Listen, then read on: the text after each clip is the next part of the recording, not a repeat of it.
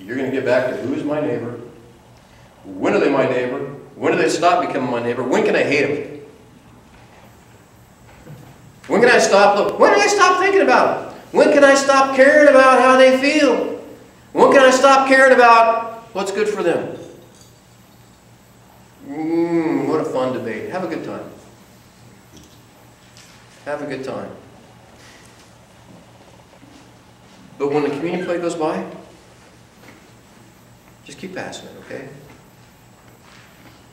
Just keep passing it. Because if you don't understand the sacrifice, if you don't understand the price that Jesus paid so you could love yourself and that you could love your neighbor, then you probably shouldn't take it this morning. Hopefully you'll mature and maybe it'll mean something to you next week besides just a little piece of, stale-ish type bread and some grape juice type stuff that, is not really wine. And if that's all it means to you, then just keep passing it, okay?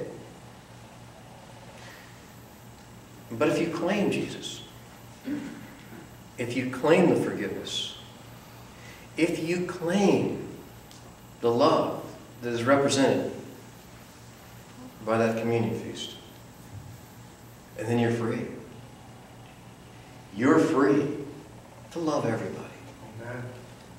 You're free. You're free to love yourself. You have been set free. And that will mean a whole lot more to you as you take that little piece of bread and you take that little bit of juice and you say, I remember. I remember how expensive this was, this freedom. I remember how much this means. That I'm not in slavery to that anymore. And then Paul goes on, he says, and do this, understanding the present time.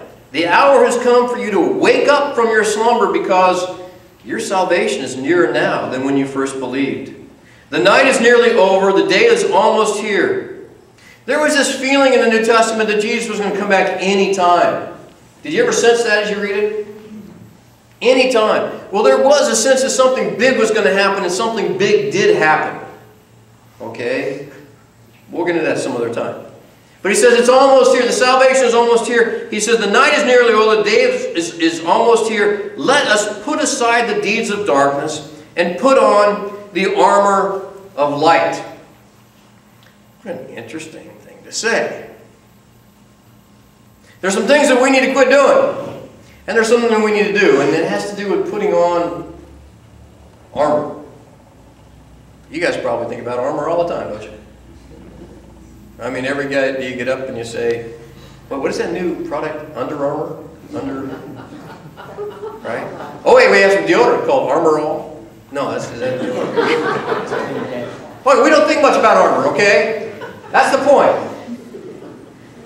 Some parts of the city you may think about, maybe I should have some, Kevlar vest on, but, you don't, most of the time you don't think about armor.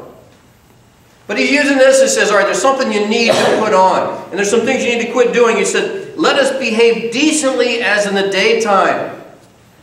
Not in orgies and drunkenness. Not in sexual immorality and debauchery. Not in dissensions and jealousy.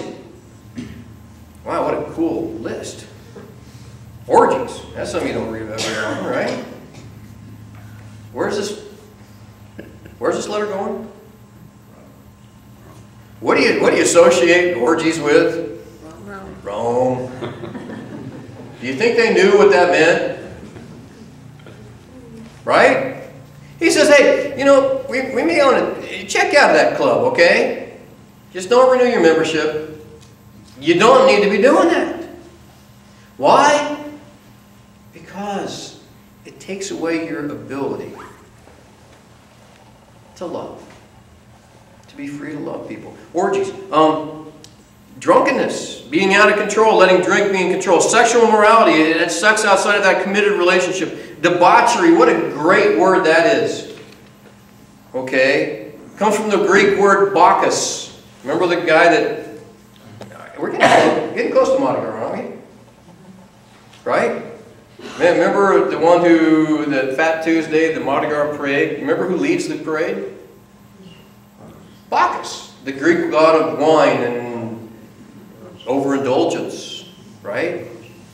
That's what this, don't be like Bacchus. It has to do with, some of your texts might say sensuality. It has to do with the 5 senses that you have. Right? Hearing, feeling, seeing, touching, smelling. We just talked about deodorant. It came to me. Smelling. Okay? Those senses were given to serve you. Did you know that?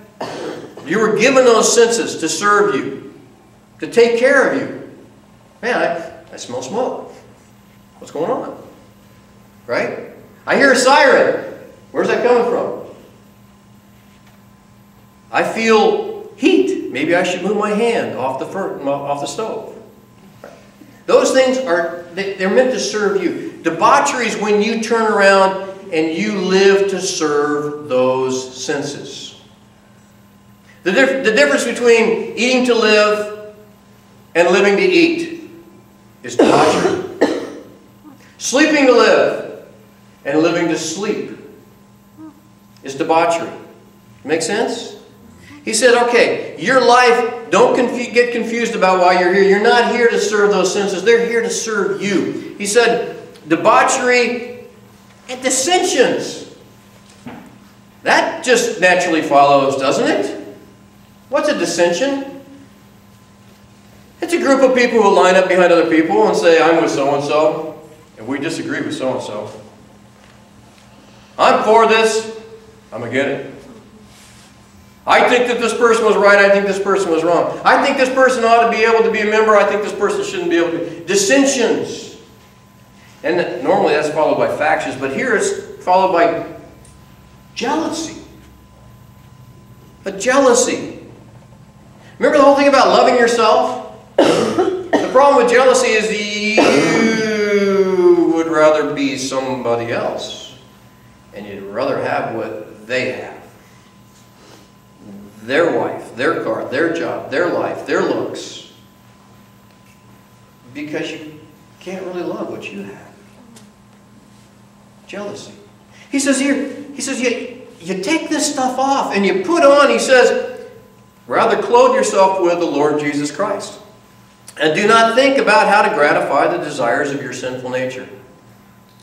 We're talking about how to live in your culture, how to live in your world. Well, first off, you're free to love everybody, and you need to put on some armor.